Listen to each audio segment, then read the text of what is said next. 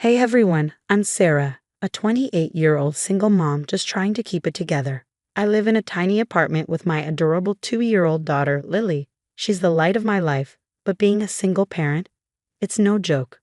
I'm working my tail off as a waitress, barely scraping by. But I'd do anything for that little munchkin. Then there's my big sister, Jessica.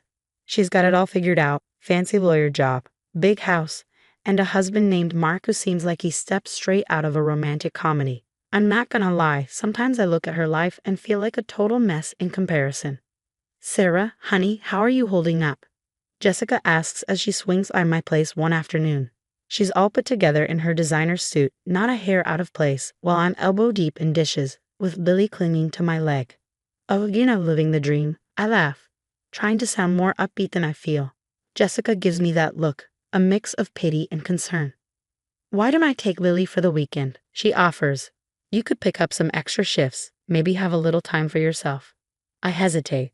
I hate asking for help, but extra cash would be a godsend. You sure? I don't want to impose. Don't be silly. Mark and I love having her over. It'll be fun. Jessica insists, already scooping up Lily, who giggles and plants a sloppy kiss on her aunt's cheek. Thanks, Jess. You're a lifesaver, I say, feeling a wave of gratitude. Sure, Jessica's life seems perfect, but she's always had my back. As she's packing up Lily's things, Jessica turns to me. Hey, can I borrow your phone charger? Mine's been acting up. Yeah, no problem. It's in my purse on the kitchen table. Help yourself, I call out as I wrestle Lily into her jacket. I hear Jessica rummaging through my purse, and a tiny voice in the back of my head whispers that it's odd she didn't wait for me to grab it. But I brush it off. She's my sister, for crying out loud. Later, after they've left, I flop onto the couch, enjoying the rare silence. I should be cleaning or prepping meals, but instead, I find myself scrolling through Jessica's social media. Vacation pics, work achievements, lovey-dovey posts with Mark. It's like a highlight reel of the perfect life. I sigh, trying to squash the jealousy bubbling up. Get it together, Sarah, I mutter to myself. Jessica's worked hard for what she has, and she's always there for me and Lily. As I'm lost in thought, my phone pings. It's a text from Jessica. * Lily's having a blast. Don't work too hard this weekend, sis. Love you both. * I smile, feeling a mix of emotions. Grateful for the help. Missing my baby girl, and yeah, still a little envious. But mostly, I'm just glad to have Jessica in my corner. A week flies by, and I finally get around to cleaning up the disaster zone that is my apartment. Lily's toys are everywhere, and the laundry pile could probably dress a small army. As I shove things into closets, don't judge, I spot Jessica's designer purse on the coffee table. How did I miss that? Better return this before she freaks out, I mutter, grabbing the purse. It's probably worth more than my entire wardrobe. But as I pick it up, it slips from my hands, spilling its contents all over the floor. Oh, come on, I groan, bending down to gather everything up. That's when I see it, a stack of official-looking papers. Curiosity gets the better of me, and I take a peek. My heart stops. These are adoption papers, with Lily's name on them. What the? My hands start shaking as I read through the documents. Jessica and Mark's names are listed as the adoptive parents. This can't be real. It's got to be some kind of mistake, right? What the heck is going on? I whisper, my mind spinning. Why would Jessica have adoption papers for my daughter? Then it hits me like a ton of bricks. My own sister, the person I trusted most in the world, is trying to steal my baby. The room starts to spin, and I have to sit down before I fall over. No, I mutter, digging deeper into the purse, desperate for some explanation. Something I'm missing. What I find next only deepens the betrayal. There's a birth certificate, a fake one, with Jessica listed as Lily's mother, forged medical records, and even a plane ticket to another state. Every new discovery feels like a stab to the heart. I can't breathe. I can't think. How could Jessica do this to me? To Lily? We're family, for crying out loud. My phone buzzes and I nearly jump. It's a text from Jessica. Hey sis, forgot my purse at your place. Can you bring it back later? I stare at the message, my stomach twisting. What do I even say? Sure, no problem. By the way, I found your secret plan to kidnap my daughter. Another text comes through. Also, Mark and I were thinking of taking Lily for another weekend soon. Give you a break, Rage boils inside me. A break? More like giving them a chance to disappear with my child. I sink to the floor, surrounded by the evidence of Jessica's betrayal, and let out a sob. What am I going to do?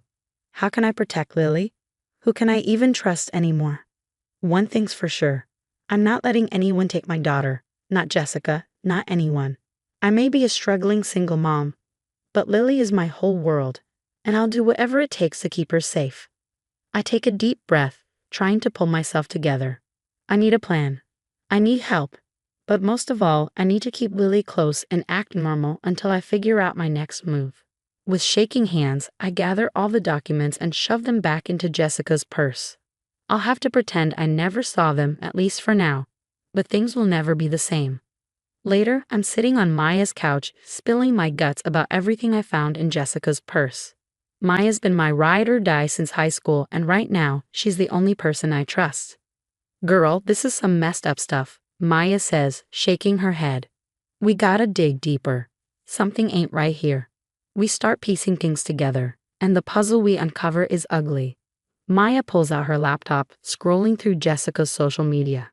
Hold up, Maya says, pointing at the screen. Didn't you say Jessica couldn't have kids? I lean in, my jaw dropping. There's Jessica, sporting what looks like a baby bump in her recent posts. What the? I mutter. She told everyone she was pregnant. We keep scrolling, finding post after post about doctor's appointments and nursery preparations. It's all fake, but Jessica sold it perfectly. She's been planning this for months, I whisper, feeling sick. Maya grabs my hand. We need to get into her email. You still know her password. I nod, feeling guilty but knowing it's necessary. We log in, and what we find makes my blood run cold. There are emails to a sketchy lawyer about fast-tracking an adoption across state lines. The lawyer's responses are vague, but it's clear they're up to no good. Oh my God, I whisper, scrolling through message after message. Maya's eyes widen as she reads over my shoulder. Look at this one from Mark. The email lays out their entire plan, taking Lily and disappearing, using my supposed substance abuse as justification. They think I'm an unfit mother, that Lily would be better off without me. Substance abuse? Maya asks, confused. What are they talking about? You barely drink, let alone do drugs.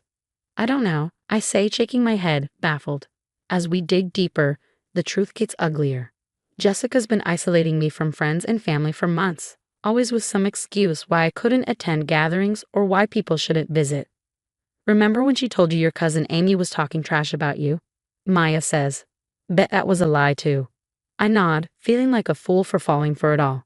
Even the financial help she's been giving you was part of her plan, making me dependent on her. But the worst is yet to come. We find a series of messages between Jessica and some guy about acquiring small doses of drugs.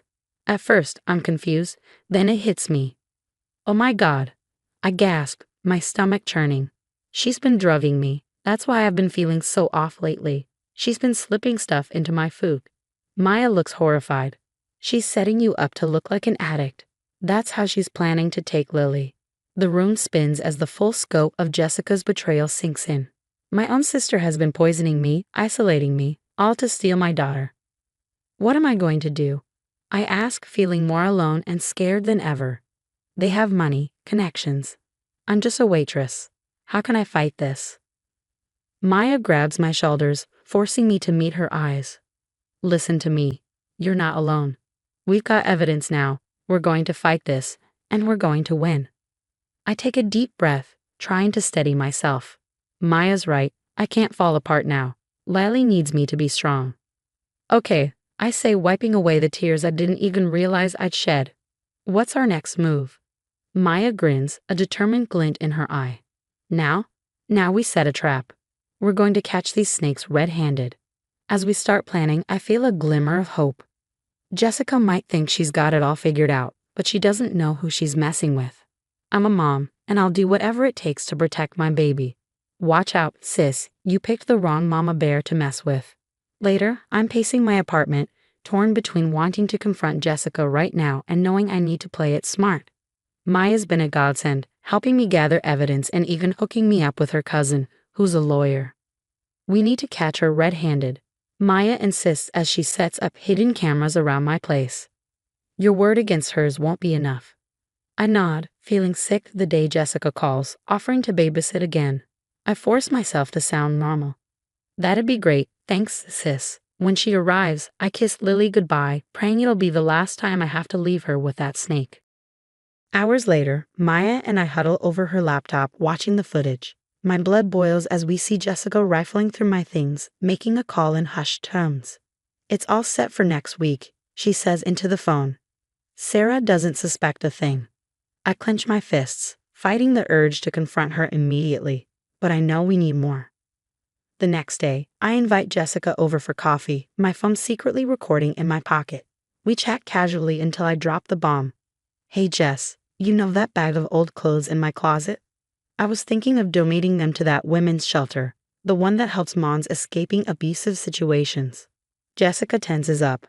Oh, I don't think that's a good idea, she says quickly. Those places attract unstable people, drug addicts and such. I press further, and Jessica takes the bait, launching into a rant about how those women are unfit mothers and how their kids would be better off adopted by stable families. It's all I can do not to scream at her, but with this, we finally have enough. The stage is set for the final showdown. I invite Jessica, Mark, and a few family members over for dinner. My hands shake as I set the table, but I'm ready. As everyone digs into dessert, I clear my throat. I have something I need to share with all of you. I lay out everything, adoption papers, the fake pregnancy, the poisoning. I play the recordings, and the room erupts in chaos. Jessica jumps up, her face pale. She's lying. Sarah's unstable. She's on drugs. But Mark's expression tells a different story. Jessica, what have you done? He whispers, looking horrified. Turns out, Jessica had been manipulating him too, feeding him lies about my non-existent drug problem. He had no idea about the forged documents or the poisoning. As the truth sinks in, Jessica completely unravels. It's not fair, she screams. I deserve that baby more than her. I'm successful, unstable. Why should she get to have a child when I can't? Everyone watches in shock as Jessica rants, her jealousy and resentment pouring out. It's like watching a stranger wear my sister's face. The police arrive, and Jessica is hauled away, kicking and screaming. I collapse into Maya's arms, exhausted but relieved. The next few weeks blur with police statements and court appearances. I file a restraining order against Jessica, who now faces a laundry list of charges. Slowly, I start rebuilding my life. Family members and old friends reach out, apologizing for believing Jessica's lies. It's hard, but I'm working on forgiving them. Months later, I'm pushing Lily on a swing at the park, finally feeling like we can breathe again. Maya sits nearby, watching us as always. Higher, Mama, Lily squeals, and I laugh, pushing her towards the sky. As I watch my daughter soar, I think about everything we've been through. It's been hell, but we made it. Jessica's toxic influence is gone, and for the first time in a long time, I feel hopeful about our future. I may not have the perfect life or all the answers, but I've got my daughter, true friends, and strength I never knew I had. And you know what? That's more than enough.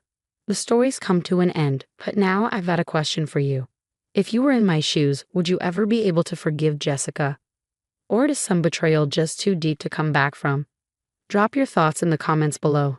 I'm really curious to hear what you do in this situation.